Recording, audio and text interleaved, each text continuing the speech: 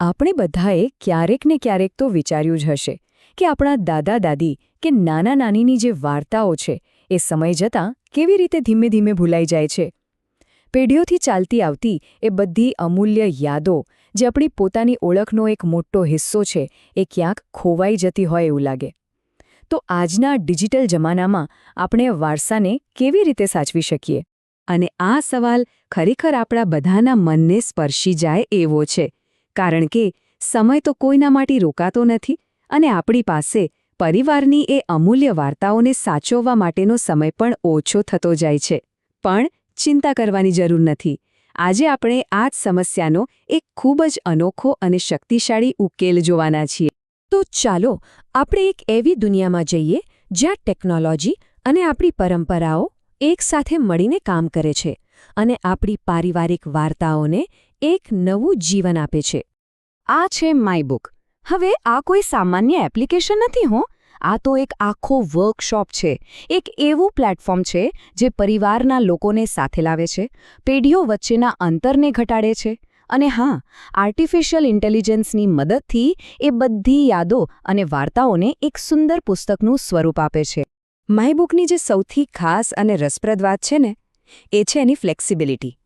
એ સમજે છે કે દરેક પરિવારની વાર્તા કહેવાની રીત અલગ અલગ હોય છે અને એટલે જ એ બે અલગ અલગ છતાં એકબીજા સાથે જોડાયેલા રસ્તાઓ આપે છે.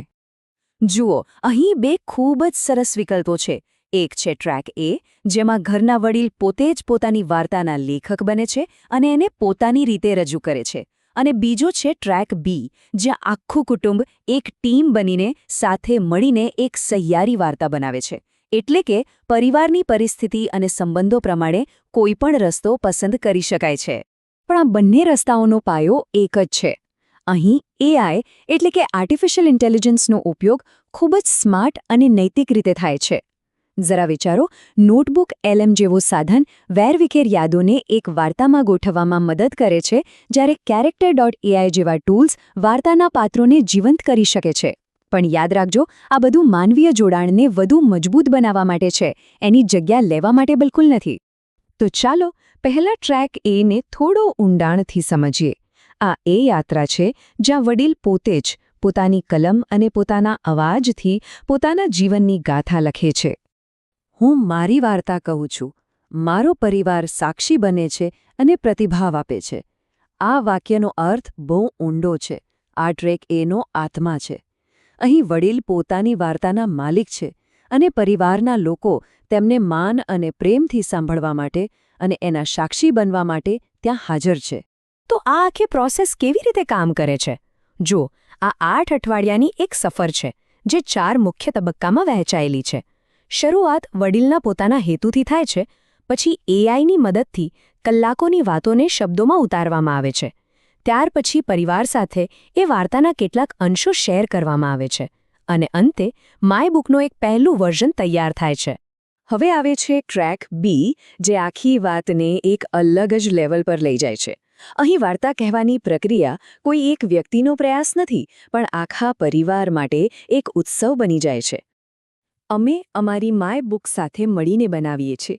બસ આ જ એક વાક્ય જ ટ્રેક બીની બધી ભાવનાઓને વ્યક્ત કરી દે છે. અહીંયા ફોકસ હું પરથી આપણે પર આવી જાય છે. અહીં પરિવારના દરેક સભ્યનો અવાજ અને દરેકની યાદ વાર્તાનો એક ખૂબ જ મહત્વપૂર્ણ ભાગ બની જાય છે. આ 10 અઠવાડિયાના પ્રોજેક્ટમાં પરિવારના બધા લોકો સાથે મળીને લક્ષ્યો નક્કી કરે છે. પછી ઘરના યુવાનો વડીલોનો ઇન્ટરવ્યૂ લેવાની જવાબદારી લે છે અને પછી બધા સાથે મળીને પ્રકરણો લખે છે. અને અંતે એક સુંદર સહનિર્મિત માય બુક તૈયાર થાય છે, જે આખા પરિવારની મહેનત અને પ્રેમનું પ્રતીક છે. હવે એક બહુ જ અગત્યનો સવાલ: શું આ બે રસ્તા કાયમ માટે અલગ અલગ જ છે? ના.